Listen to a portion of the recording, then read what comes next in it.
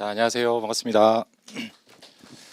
네, 오늘 설명회 오시느라고 고생 많으셨습니다. 저는 제 소개 잠깐 드리고 갈게요. 저희 학원에서 준비한 게 크게 컨텐츠가 3개가 있습니다. 첫 번째는 제가 인사 말씀을 드리고, 그다음에 두 번째는 올해 합격한 친구, 그리고 올해 동차로 붙었던 친구, 그다음에 작년에 동차 합격한 친구. 그래서 작년에 동차 합격한 친구는 지금 이제 세무법인에서 일을 열심히 하고 있는 세무사입니다. 그래서 가장 근래에 두 분 다 동차 합격이라는 우수한 성적으로 붙었고, 제가 알고 있기로는 두 분 다 수험 생활이 굉장히 짧습니다. 그래서 그 친구들이 공부를 어떻게 했는지, 한 친구는 온라인으로만 수업을 들어가지고 제가 얼굴을 몰라요. 근데 한 친구는 제가 처음에 여러분들처럼 여기 설명회에 참석을 해서 저하고 상담을 해서 수업에 들어와 가지고 1년 6개월 만에 2차 시험 합격하는 것까지 처음부터 끝까지 제가 다 봤던 친구. 그렇게 해서 두 분의 세무사님을 모시고 여러분들의 궁금증을 같이 한번 풀어보고자 합니다. 제 소개를 잠깐 드리면, 저는 지금 현대회계법인이라는 업계 매출 한 10등, 한 9등, 10등 정도 되는 회계법인의 이사로 재직 중에 있고요.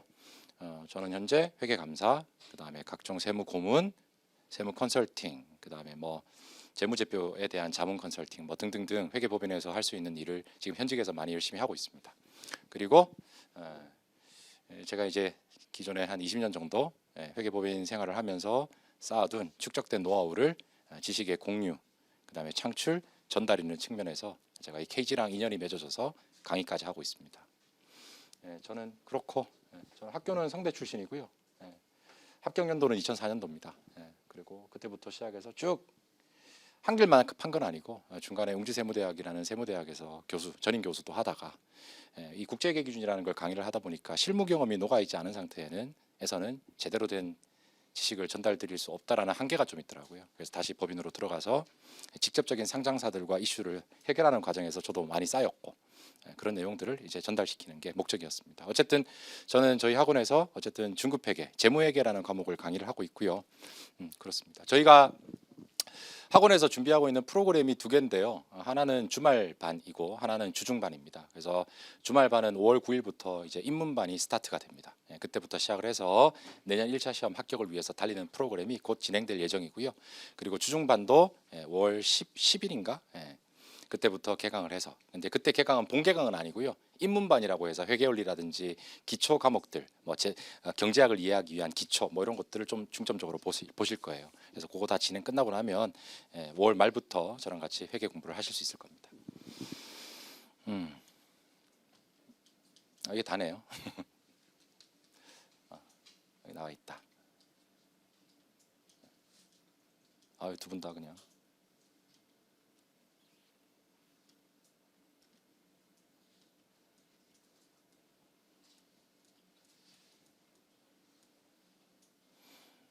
네, 여기 세무사 뭔지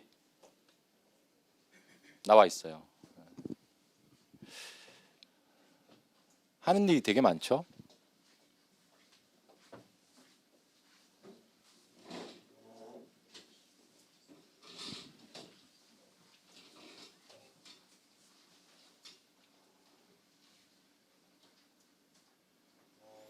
네, 하는 일이 되게 많아요.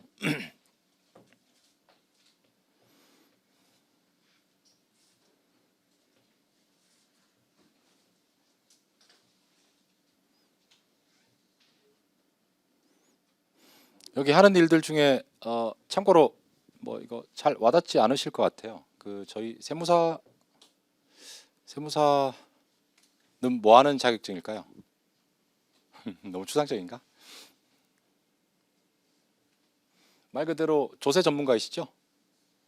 세법 쉽습니까? 되게 어렵습니까? 어렵거든요. 저도 최근에 양도세 신고를 하나 했는데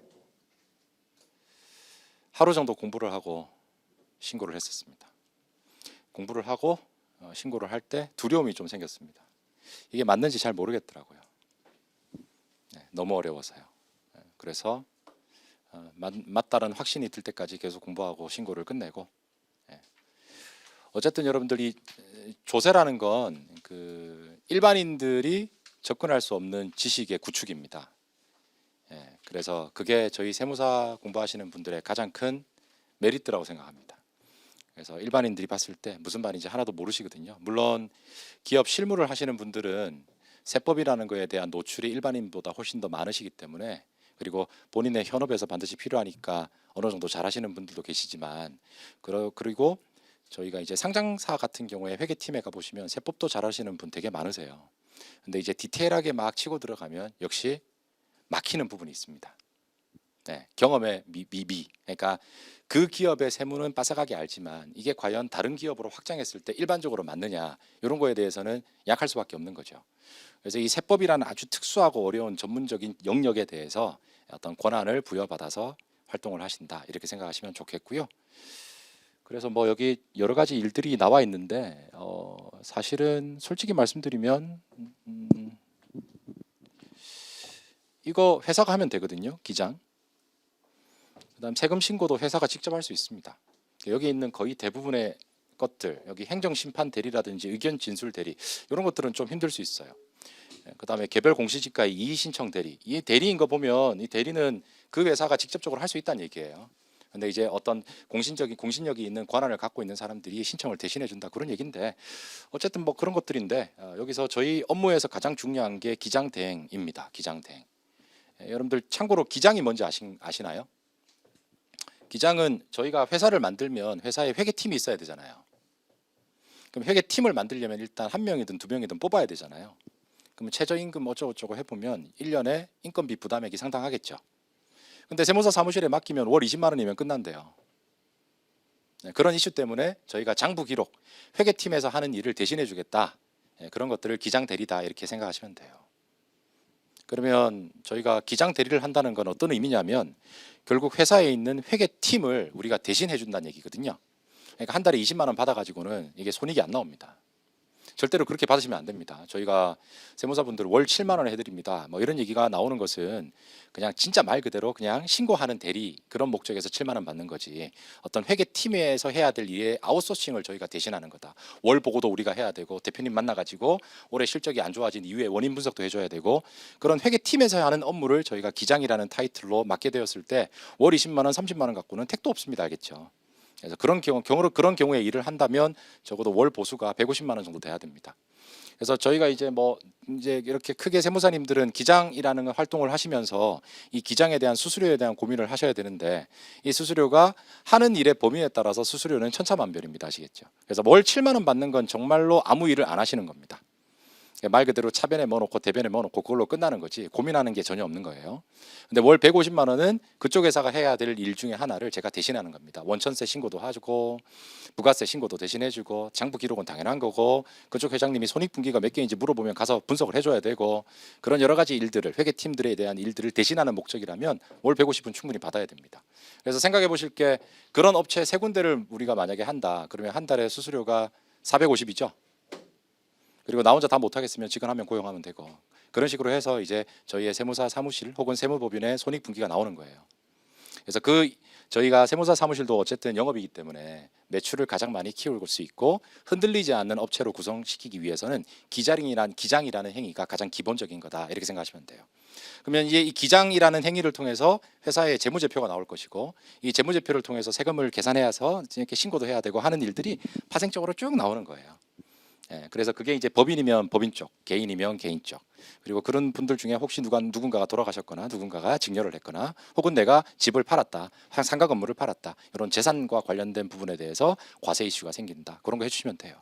그리고 나는 신고를 안 했는데 국가에서 뭐 이러이러한 세금에 대해서는 이 정도의 세율을 매겨가지고 이만큼 내라고 했다. 근데 내가 봤을 때 이건 좀 이상한 근거를 가지고 과세한 것 같다. 그러면 납세자를 대신해서 불복을 진행하거나 부당하다고 생각하는 일을 중재를 해주거나 그럴 수 있습니다.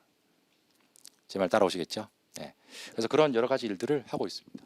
저도 최근에 저기 마포세무서에 한번 갔다 온 적이 있거든요. 아주 근래. 왜 갔냐면 제가 수임한 업체가 2019년도부터 제가 수임을 해서 신고를 해주고 있었는데, 이 업체가 15년도, 16년도 이때 가공세금 계산서, 그러니까 실제로 물건을 사고 영수증을 받은 게 아니라 영수증만 받은 거예요. 그래서 그런 걸 가공이라고 하는데 그게 적발이 됐거든요. 적발이 되어가지고 가서 싹싹 빌고 왔습니다. 그리고 제가 빌어야 됩니까? 그쪽에 대표가 빌어야 됩니까? 대표가 빌어야 되는데 제가 빌고 왔거든요. 그게 이제 저희가 하는 일이에요. 대리. 그러니까 당연히 월 7만 원 받아가지고는 해결이 안 되는 거죠. 그래서 그렇게 국세청과 납세자 사이의 중재 역할, 그리고 납세자가 할 수 없는 세법의 전문적인 지식을 기장을 하고 신고 대리를 해주는 그런 역할, 그런 역할들을 총체적으로 세무사분들이 진행한다, 이렇게 생각하시면 좋겠습니다. 되셨습니까? 저희가 하는 일은 그 정도입니다. 네. 그 다음에 뭐 원래는 저희가 이제 설명회 기존에 찍어놓은 것들은 그 다음에 이제 뭐 세무사 시험 제도, 1차 시험은 언제 보고, 응시 인원은 얼마나 되고, 보시기 위해서는 토익이라는 점수가 필요하고, 그런 시험을 응시하거나 재반 전반에 대한 얘기를 설명을 드렸는데, 그건 여러분들 조금만 관심을 가지시면 충분히 보실 수 있다고 생각을 해요. 그리고 저희가 기존에 찍어놨던 설명회도 유튜브에 다 올라가 있고 하니까 그런 거 참고해 보시면 충분할 것 같고, 어쨌든 여러분도 소중한 시간이지만 저도 굉장히 소중한 시간이거든요. 좀 알차게 보냈으면 좋겠어요. 그래서 현직에서 직접 활동하고 있는 저에게 공부를 해 나가시는 과정에서 궁금한 사항이나 있으시거든, 이 시간을 통해서 질의응답 시간을 가져보도록 하겠습니다. 그리고 저는 이미 연차가 20년 정도 됐으니까 오래됐잖아요. 그래서 올해 합격한 친구, 작년에 합격한 친구, 그리고 수험 기간이 굉장히 짧았던 두 분을 모시고 공부를 어떻게 설계를 해야 될지, 그런 것도 좀 Q&A를 통해서 가져보도록 하겠습니다. 그래서 저 소개는 여기까지 드리고 해보죠. 지난번에 설명회 할 때도 질문 되게 많이 주셨거든요. 올해도 그러실 것 같습니다. 질문 없으십니까? 너무 밑도 끝도 없나요? 세무사 왜 하시고 싶으세요? 세무사 준비하게 된 계기가 어떤 거세요? 없으세요? 왜 하시는 거죠?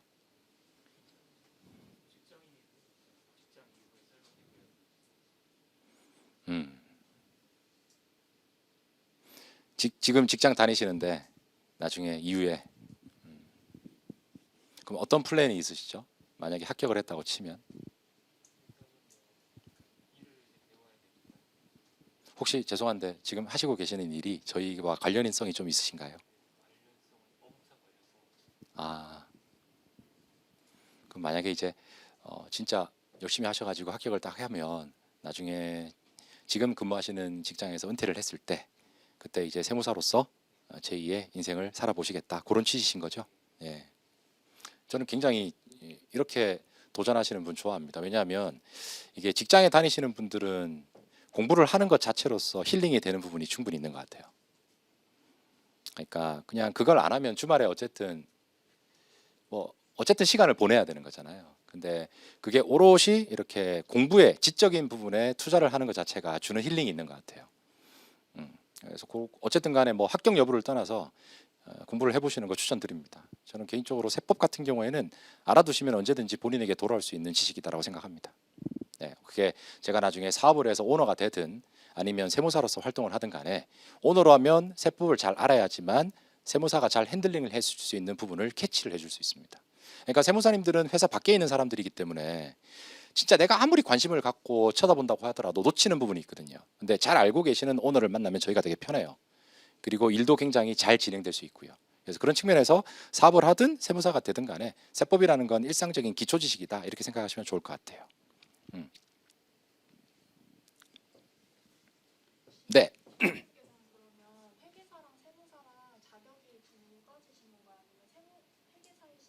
전 두 개 다 있습니다. 네. 두 개 다 있습니다. 두 개 다 필요합니다. 아무래도 저희 일반인 분들은요, 회계사보다는 세무사라고 했을 때 세법에 대한 어떤 로열티가 더 있는 것으로 판단이 됩니다.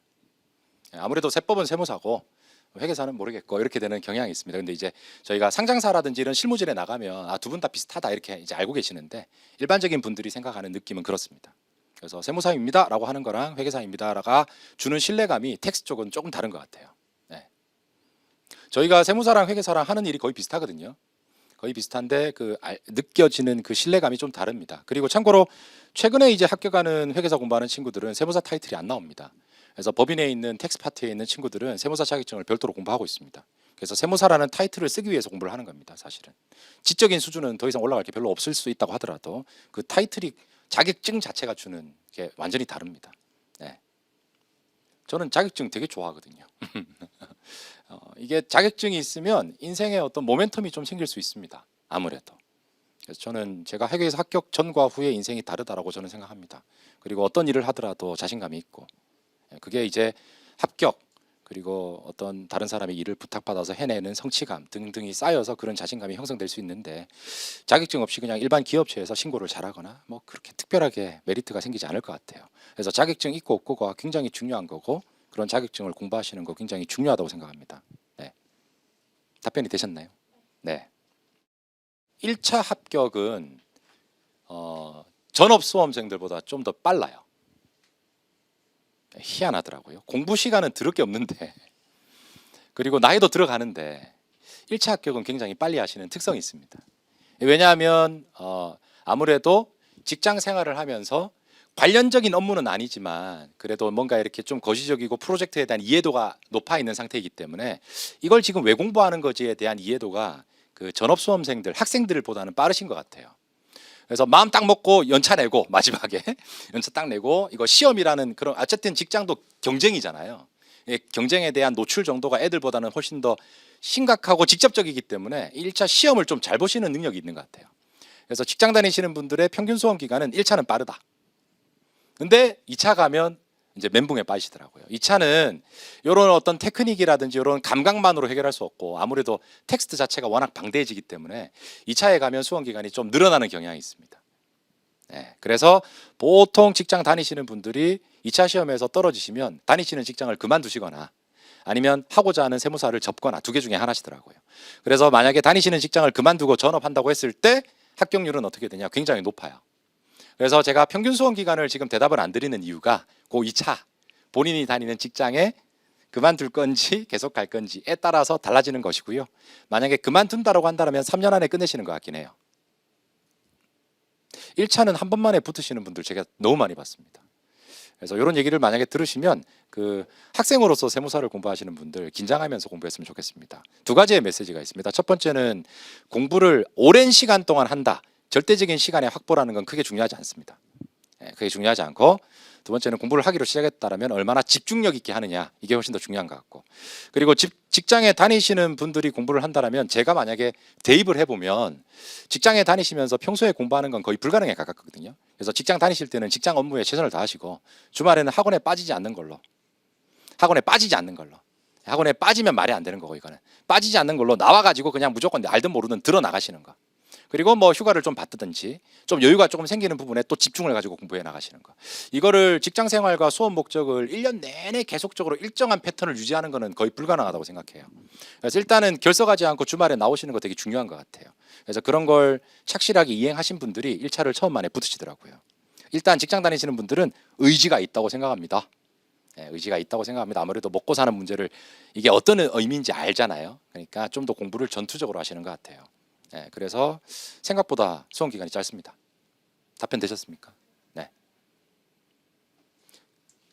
또 질문 없으세요? 네.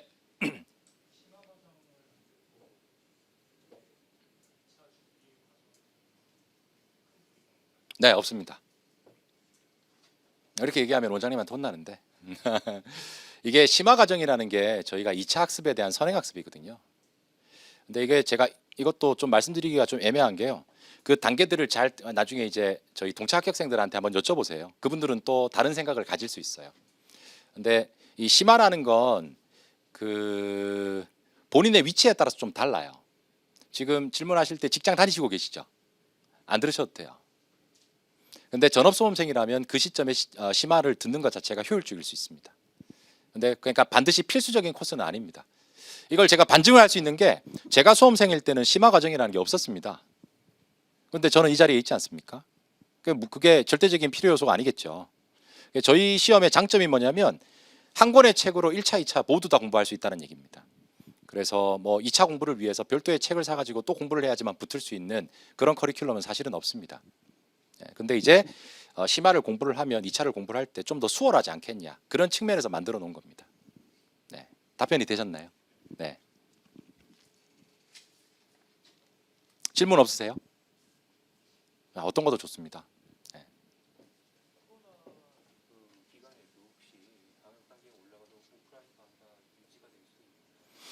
방역 단계가 올라가면요, 저희가 이제 작년 기준으로 말씀드리면 작년에 저희가 방역 단계로 올라갔을 때 여기 당연히 집합 못했습니다.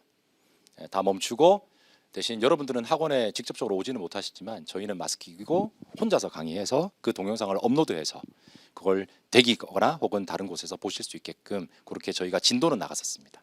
그래서 방역 단계가 올라가서 거리 제한을 심하게 두게 되면 학원에 나오셔가지고 오프라인 수업을 듣기에는 좀 힘듭니다. 네. 그래서 저는 방역 단계 어떻게 될지 모르니까 수업할 때 최선을 다합니다. 일단 여러분들 볼 수 있을 때 수업을 하는 게 중요하다고 생각됩니다. 일단 제 눈에 안 보이시면 공부를 열심히 하는지 안 하는지 모르잖아요. 그리고 동영상을 본다는 것 자체가 굉장히 힘든 일이라는 거 저도 알고 있습니다. 저도 맨날 교육을 받기 때문에 틀어놓고 자고 있더라고요. 이렇게. 근데 이게 힘든 일이에요. 시간을 내어서 한다는 것 자체가 굉장히 힘든 일인 것 같아요. 그러니까 학원에 나오시면 일상이랑 분리가 되잖아요. 여기는 수업 듣고 공부하는 곳인데 이거를 학원에 못 나오시면 일상과 분리가 안 되는 상태에서 나 혼자 스스로 분리를 한다? 굉장히 힘든 일인 것 같아요. 네. 그래서 저도 공부해야 될 때는 집중력을 많이 요할 때는 근처 커피숍 가가지고 열심히 합니다. 오늘 좀 빨리 해야 되는데 이런 느낌이 들면 뭐 할리스, 여기 KG가 할리스 인수했거든요. 네, 그래서 할리스 가고 뭐 그렇게 합니다. 네. 나오시는 거 되게 중요한 것 같아요. 네. 저희 주말반은요, 원래는 작년까지만 해도 토요일도 나오시고 일요일도 나오시도록 프로그램을 짰거든요. 그러니까 열심히 알려드리고 싶습니다. 그런 취지였는데 저희가 올해부터는 프로그램을 바꿨어요. 주중에 하루만 나오시게끔. 네, 그래서 일요일 반이라는 게 별도로는 없습니다. 그래서 주중 반은 하나인 거고 토일 중에 하루만 나오시면 됩니다. 토일 다 나와야 되는 건 절대 아니고요. 그래서 저희는 지금 기본적인 세팅은 토요일입니다. 토요일인데 저희 강의실 문제 때문에 초반에는 일요일로 약간 가다가 거의 90%의 프로그램이 다 토요일로 픽스가 되어 있습니다. 그래서 일요일은 복습하시고요. 학원에 나오셔가지고요. 토요일은 수업 들으시고요. 그게 낫지 않겠습니까? 네. 그래서 나오셨어요. 근데 이제 대신 작년에는 토요일이 끝나는 시간이 오후 7시, 오후 6시 이랬지만 지금은 10시까지 하십니다. 그러니까 토요일 날 연락 힘들어 봐라 이런 얘기고 일요일은 가급적이면 본인이 정리하는 시간을 가져라 그런 취지입니다. 학원에 나오지 마십시오라는 뜻은 절대 아니고요. 쉬셔라 그런 뜻도 절대 아닙니다. 알겠죠? 예, 적어도 일요일 정도는 나오셔서 정리하는 시간이 필요하다고 생각합니다. 네. 그렇게 구성되어 있습니다. 네. 예.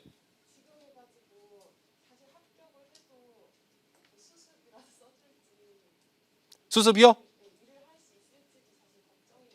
그래요. 수습은 제가 써드릴게요. 수습은 제가 써드릴게요. 붙기만 하세요. 예. 예.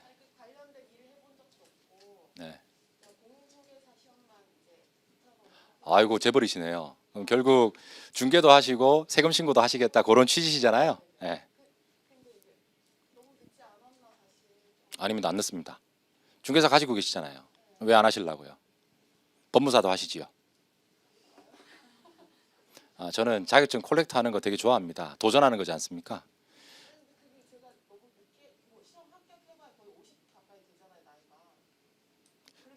예. 그게 무슨 의미가 있겠습니까?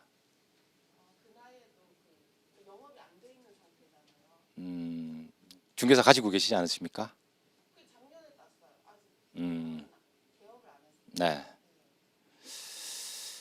50에 개업을 해서 먹고 살 수 있겠느냐 그런 질문이시네요. 음. 그럼 제가 역으로요. 저 회계사 자격증 있고요. 중개사 자격증 따는 거 어떻게 생각하십니까? 저 나이는 올해 47입니다. 저 합격은 이번 연도에 할 수 있을 자신은 있습니다. 네. 비슷한 감이지 않을까 싶습니다. 저 만약에 중개사 자격증을 따서 제가 중개업까지 같이 한다면 저 잘할 자신이 있거든요. 그냥 본인의 문제란 얘기입니다. 결국. 그러니까 어떤 잘할 수 있을까요? 이거는 제가 말씀드릴 수는 없고요. 근데 열심히 하신다면 충분히 비전이 있습니다. 나이에 상관없이. 저는 제가 지금 47이라고 해서 시간적인 여유가 된다면 중개사도 따고 싶습니다. 왜냐하면 중개도 하고 관련된 세금 이슈도 하고 등기도 할 수 있는 상황이라면 정말 좋지 않겠다는 생각을 평소에 많이 하고 있습니다. 근데 시간적인 여유가 안 되기 때문에 못하는 것 뿐입니다. 제가 써드린다니까요. 예. 그러니까 저는 회계법인에 있기 때문에 직접적인 수습을 해드리기는 힘들 수 있어요. 제가 아시는 분한테 연결해 드릴게요. 합격만 하십시오. 그래 하시고 47이든 뭐 50이든 간에 본인이 어떻게 하느냐에 따라 달라지는 것 같습니다. 그리고 절대로 외모상으로 그렇게 안 보이십니다. 하시는 거 추천드리고 해낼 수 있냐 없냐가 더 중요합니다. 빨리 붙느냐 없느냐가. 그리고 합격 기간을 50으로 잡는 건 너무 깁니다. 하실 거면 빨리 하셔야죠. 네. 아닙니다, 아닙니다. 공인 중개사도 합격하신 거 보면 감각이 있으신 것 같습니다. 일단 본인의 문제입니다. 네. 네. 전문직이긴 물론 이제 나이 들었을 때 할 수 있다고 하는데 어떤 전문직의 특성에 따라서는 확실히 생물학적인 정년의 나이는 있어요. 근데 보시기에 세무사의 생물학적 정년은 한 몇 년까지, 몇 세까지는 평균적으로 하시는 것 같아요. 60이요. 여기서 60이라 하면 노트북 켜고 엑셀을 오픈해서 숫자를 집어넣고 그러니까 실무용 CEO죠. 그러니까 내가 직접 세금 계산해서 신고하는 거 60 정도이지 않겠나 싶습니다. 저도 개인적으로 머리가 팡팡 돌아가는 시기가 그 다음부터는 영업에 올인하는 거죠. 60에서 65 정도 될 것 같습니다. 그리고 이제 그 정도 되면 이 어려운 세법을 봤을 때 귀찮을 것 같거든요. 저도 조문 봤을 때 지겨움이 있습니다. 지겨움이. 그런 지겨움이 65 넘어서까지 유지하고 싶은 생각은 별로 없습니다. 그래서 그 정도 선이면 되지 않겠나 싶습니다. 그래서 그냥 제 주관적인 생각입니다. 근데 퇴사? 돈을 못 버는 경제적인 은퇴 시기는 저는 없다고 생각합니다. 경제적인 은퇴 시기는 없어요. 네. 상당히 많은 부분을 직원들한테 위임할 수 있다. 네. 솔직히 말해서 젊으신 분들도 직원분들한테 위임합니다. 근데 이제 본인이 직접 하면서 위임하는 거랑 100% 위임하는 거랑은 그 직원분들과의 유대관계, 신뢰관계에 따라서 그 질적인 부분이 달라지는 거지. 그렇게 생각하시면 편하실 것 같으세요. 근데 딱 깨놓고 얘기해서 합격을 했잖아요. 세무사잖아요. 제가 사무장도 아니잖아요. 당연히 잘 알아야 되겠죠. 그래서 저는 개인적으로 계속 공부하고 싶습니다. 그런 욕심이 있으시고 그렇게 하시다고 보면 좋은 사람 만나면 본인의 지식을 알려주면 되니까요. 지식의 전달을 통해서 위임하는 거 추천드립니다. 완전히 그냥 네가 알아서 해라 이것보다는 그건 제가 사무장인 거잖아요. 그럴 거면 제가 공부를 왜 하겠습니까? 그런 취지로 말씀드린 겁니다. 예, 있습니다. 민법. 예. 네. 네. 네. 저는 딴 거 할 겁니다. 민법은 했지 않습니까?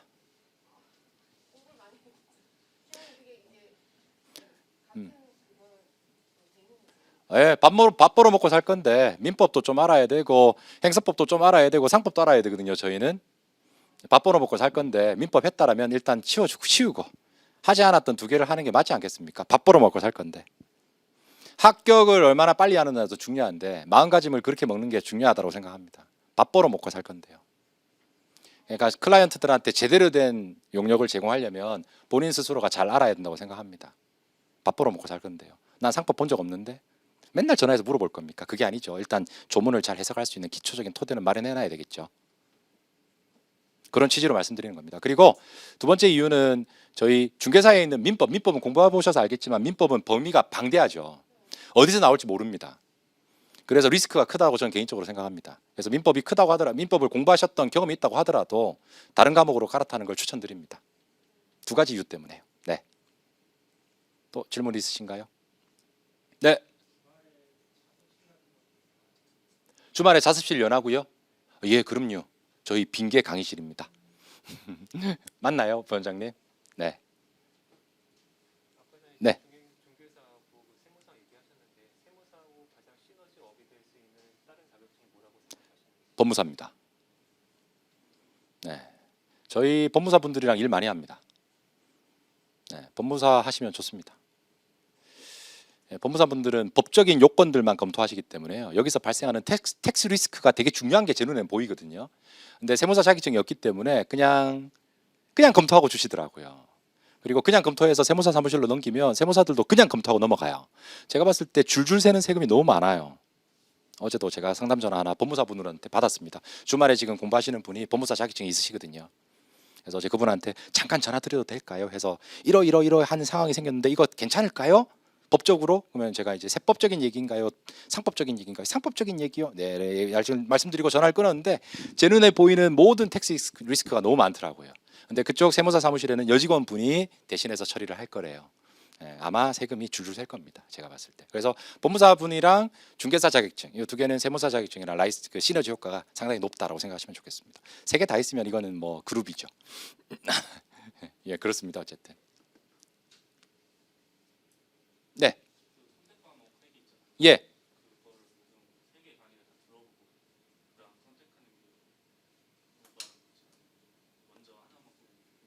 저희 아마 세 개 다 들어볼 수 있지 않나요? 그건 안 되나요? 그럼 만약에 어떻게 하나요? 세 개 다 들을 수 있는 기회를 줄 수 있나요?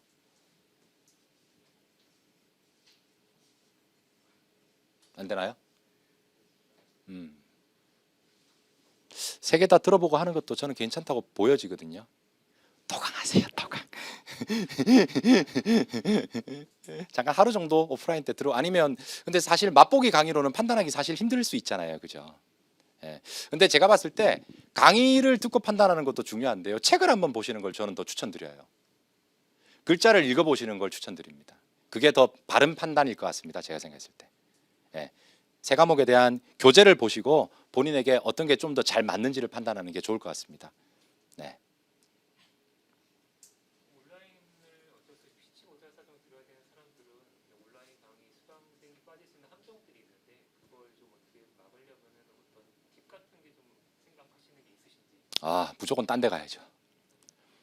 네. 집이 아니라 네, 분리가 저는 굉장히 중요하다고 생각합니다. 그래서 저도 거의 맨날 밤새거든요. 계속 제가 앉아 있는 그 환경에서는 어쩔 때는 굉장히 지치거나 집중력이 잘 안 살아나는 그런 날이 있어요. 그때는 그냥 할리스 갑니다. 가면 또 거기 열심히 하는 친구들이 많기 때문에 야 이거 잘 되네 이러면서 막 어쨌든 환경 변화를 어떤 특이한 시점이 왔을 때 주는 겁니다. 네, 너무 자주 바꾸는 것도 에너지 낭비잖아요. 그러니까 그 포인트가 있어요. 그래서 저는 빨리빨리 분리시키거나 아니면 주의를 환기시키거나 그렇게 해서 계속 공부에 혹은 집중력을 유지할 수 있도록 노력을 하는 편이었거든요. 예. 네. 마지막으로 딱 한 분만 더 받고 저는 물러가겠습니다. 예.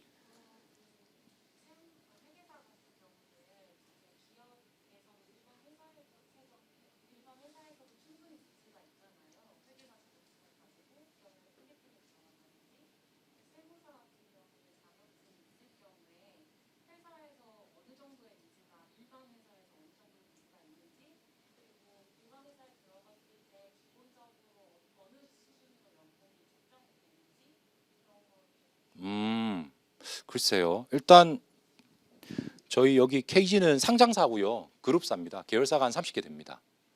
아주 큰 회사입니다. 여기에 세무사님들 많이 계시죠? 네. 그러니까 뭐 삼성으로 얘기하면 미전실 같은 경우 있잖아요. 여기 KG도 그룹사 전체적으로 이렇게 관리하는 팀이 따로 있고요. 거기에 세무사 자격증을 갖고 있는 분들만 뽑습니다. 그래서 인더스트리 쪽도 세무사 원하시는 분들 되게 많습니다. 예를 들어서 회사가 상장사는 아니지만 규모가 큰 비상장사들은 세무적인 리스크가 굉장히 중요하거든요. 오너와 회사와의 세무적인 리스크, 회사 자체의 세무적인 리스크. 상장사가 아니니까 굳이 뭐 공시와 관련된 회계사들을 뽑을 이유가 없는 거거든요. 그런 쪽은 오히려 세무사 자격증을 갖고 계시는 분들, 그리고 청 출신이지만 세무사 자격증을 갖고 있는 분들, 이런 분들을 더 많이 원하시고요. 본인의 스펙에 따라서 연봉은 달라집니다. 그래서 연봉의 평균적인 수준은 죄송하지만 잘 모르겠습니다. 네. 그래서 인더스트리에 대한 니즈는 많이 있습니다. 네, 제가 갔을 때도 다 세무사님들이 계셨으니까. 뭐 저 뒤에 훌륭하신 세무사님들이 너무 많이 계시니까 얘기하다 보니까 저도 입이 풀려가지고 계속 보고 싶긴 하거든요. 근데 다음 본 수업 때 뵙도록 하고 오늘은 이만 물러가도록 하겠습니다. 고생하셨습니다. 네.